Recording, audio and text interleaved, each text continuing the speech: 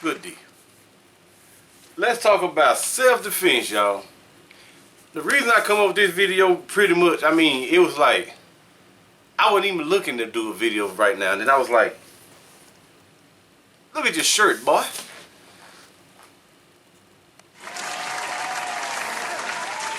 Any of y'all familiar with Cobra Kai? It's a actual spin-off from the Karate Kid from way back in the 80s. I don't know if you call it a spin-off. I don't know what you call it. It's the same people from the Karate Kid, y'all. They just grew up and they got kids that's fuck-ups. You know what I'm saying? And then you got Joey Lawrence on there. This is his favorite drink. That's empty, y'all. It's just gonna become a collector can, cause this here is like a this is a limited edition can, you want to call it. That's what they call it. But self-defense, y'all. There's a lot of forms of self-defense, and you need to make yourself familiar with every form you can think of, and every form you can't think of, which includes biting. Yes, biting. Anytime you're in a fight with somebody, y'all, there's no such thing as a fair fight. If it's gonna be a fight,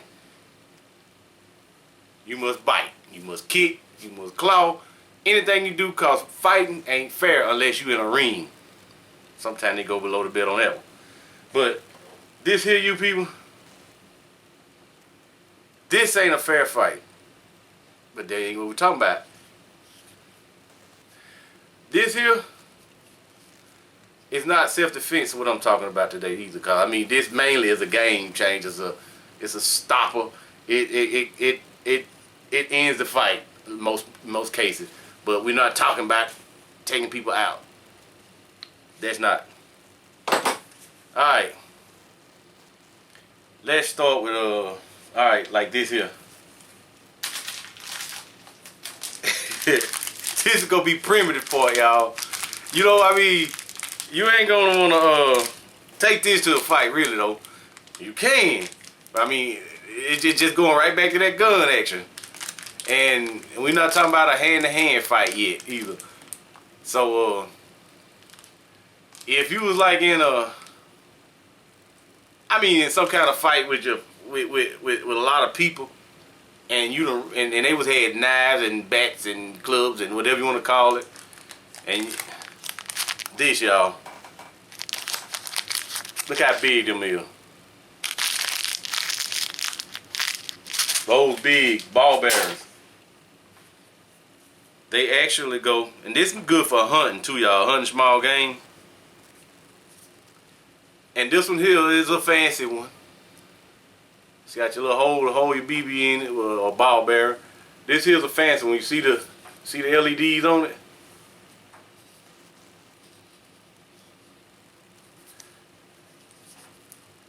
This will put an eye out, kid. This will hurt. It might make the person mad. It ain't gonna kill them unless you get them in the exact right spot. But this will make a person mad. Like I said, this is for good small game hunting. But like I said, it will. And please don't ask me no questions about this slingshot, please. Cause I can't give you no answers. But that is that. But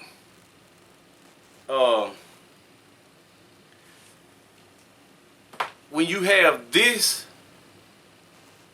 and that is not like accessible, or there's no really need for that, you done lost it some kind of way, or it's been taken from you and they didn't know that you had a little guy like this. You gotta keep a little guy like this in your pocket. It ain't just for self-defense or hurting somebody. It could be for whittling wood, cutting apples, tightening up screws, just any little thing. This could come into play. This one here is pretty much illegal though, but it's a little guy. A little knife. I mean, you done got your gun taken, you done ran out of bullets, and then all you could do is sit there and wait, hide. Somebody come out, you get them. That's self-defense. That ain't like fighting. But me, y'all, I'm gonna tell you something that I like to do. when I used to carry a Derringer,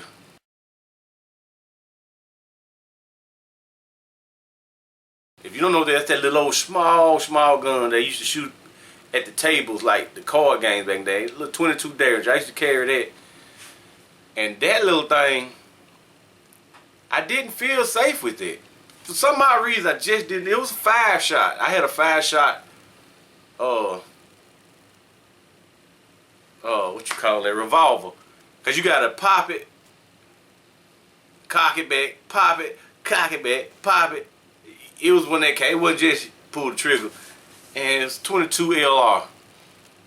I wasn't comfortable with that. And that's why I still kept my ink pen in my pocket. This ink pen, I actually felt very, very confident with this in my pocket. Because, see, it's the ink pen right here. On the other end, this is on it. This here is solid. It can go through anything that sound as this. But that can go through anything. I'm telling you, anything. This can go through it. You can hit your hand in your pocket and you just be there. If you come out this, ain't nobody expecting this. This is good. Now, we doing a little weaponry right now. This here is just an everyday something that people like to have. A big knife in their pocket, right? And this one here is actually a special one. See this little ridge right here? This ridge is when you find a way in your pocket. You find somewhere to hook it to when you pull out. And when you have it in your pocket like so, when you pull this out your pocket, it comes out ready. It comes straight out the pocket ready, just like this. Well, just like that. And you can flip it with your finger or your thumb, whichever one you want. So you can actually do this here. Or you can actually take your thumb and you can flip it around however you want. All you do, like other people, they want to do this here. And some want to make it come out like a little bit. Well, it's hard to do it with your finger. You got to do it with your thumb. They want to make it come out a little bit with it, give it that, give it that, give it that, and then go. They like that. But me, myself, I can pull out my pocket like this here and you ready to go. But that's with weapons. And it's got like a little tonto blade on it. It's a knife. It's a nice one.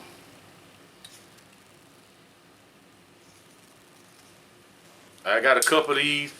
And with the self-defense part of this here, you not aiming to stick somebody with another knife. You know what I'm saying? They got a knife too. You're not aiming to stick them. You're getting too close with that. That is too close. What you want to do when you got a knife and they got a knife or any other little weapon, they can't swing it, just knock it out your hand or hit you. If you could dodge it now, your out is when they got whatever. I'm gonna turn this around so I won't get myself. Your out, they holding their weapon. You come like this here. You hit them across their wrist, or you hit them across their hand. You just keep coming like that there. Every time they come in, you get them across there. Eventually, they will see that, and they will fold, or they will lose out when you get them there. So, don't go with the stabby stab. Because you're going to stick them. If you don't get them right, you're going to stick them. They're going to bleed like, they're going to bleed. But when you get them on that hand, that's what you keep doing. You in defense mode. You sit there, and you let them come to you. You just sit there. Don't go running at them, because you go run at them. Now you getting them the chance to get you what they want. You wait, and when they come, you come at their hand and step back, and you keep doing that there. Eventually you gonna get. I don't do all this here. I ain't telling you that. You come, they out. You come and you get them. That's with the weapons, y'all. Now, I got a backstory. Back in the days, when a partner of mine, Roger Coleman, we was like everybody else back in the old days. We was very good, heavily into loving karate. They used to have it come on TV on the weekends. I mean, the men that can jump on top of the buildings and talk with moving the mouth like, which wasn't in our language. That's why I didn't ask. But get to a funny story first. This book, yeah, it's a book. A lot of people don't know what a book is. You know what I'm saying? Look, people today, stuff like it's in black and white too, y'all. Look, it's in black and white. And this book I stole. I didn't mean to steal it, I'm sure. Even as a kid, I didn't mean to steal this book. But I'm gonna cover up the name from where it's from, because you might get in trouble behind this here. I heard somebody return an old book and got in trouble for many years down the line. Now, the last time somebody checked this book out was in 1990. 89 and 90 was the last time. 1989, 1990. And some of you don't know what this look like. I mean, don't know what it is. It's a card. Got people names on it. And it's got people names on it that I recognize, that I went to school with. You know what I'm saying? And I ain't heard these people's names in a while. But we was loving karate. So me and him took a few little classes. And that made us the projects guys. I don't know what you call it. I mean, we wasn't like the biggest, and we wasn't no bullies. And you gonna eat your cornbread. But there was a couple people that was afraid of us. And my first test come from a little guy that was he thought he was just, I don't know, this guy was smaller than me, y'all. He was smaller than me. And he tried his best to bully me. I let him bully me for about maybe a week. Jesus Christ. And Roderick asked me, why do you keep letting him do that, man? And I just said, just hold on. You know, he wondered why I kept letting that dude push me like that. Just push me. Until one day, the dude he didn't want it. I'm telling you, because the dude finally, I was saying, this is the day. So I nutted up like, all the hair came up on my back, the teeth came out, and he was like, it was all bad at that point. Cause now, I'm finna do my famous Anthony face on him. Anthony face, you wonder what that was? Okay, I did it to a couple people. What I do, I will go. And I would get into position, I would back up to me a good ant bed. Then I would scoop that ant bed on you. And that's where it starts at. That was my thing. My ants helped me too, y'all. They will eat you all up in here. You might want to try this somebody with. I used to scoop the ants on. But I was heading to the ant scoop on him. He decided to say, oh, hold on. He gonna really, run home and go pull his shirt off, run all the way home, crying, hollering. Then his mama come out behind him and brought him back in the house. That was the end of him. You know, we became play buddies. We wasn't friends. We became play buddies after that point. And I didn't have nothing against him. You know, he didn't ever hit me or nothing. He just used to push me. So, it was what it is. We were kids. You know, I couldn't have a grudge on him today behind that because we were kids. But if you got to go take some kind of self-defense classes, I don't know if they still even teach karate. Because they got jiu-jitsu and all those other little forms. I don't know if it's still karate these days. Do they still call it karate, y'all? Somebody tell me in the down in the description. Tell me. But try to find you a way to defend yourself if you armless. Not arms, but like any kind of fighting arms. If you know, just try to find a way to defend yourself. And try not to, if you're going to do this, don't be the aggressor. Do not be the aggressor. Let that person come to you and you can telegraph whatever you need to do. You may seem the weak one or the scary one, but you just got to let them come to you. That's all you do.